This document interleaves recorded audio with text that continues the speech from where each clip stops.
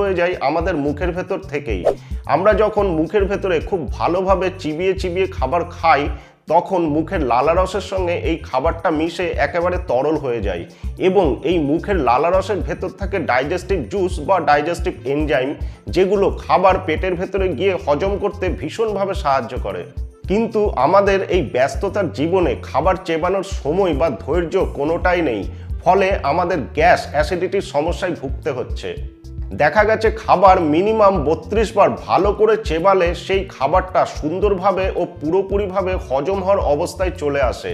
তাই আজকে থেকেই খাবার মুখে নিয়ে 32 বার ভালো করে চেবান, তারপর সেটাকে ভেতরে পাচার করুন। দেখবেন হজমের সমস্যা, গ্যাসের সমস্যা, অ্যাসিডিটির সমস্যা থাকবে না। আরও একটা বিষয়, খাবার সময় অবশ্যই মনোযোগ দিয়ে খান। আমি অনেককেই দেখেছি খাবার সময় ফোন দেখে দেখে খেতে বা টিভি দেখে দেখে খেতে। এইভাবে খাবার খেলে আমাদের ব্রেন অন্যদিকে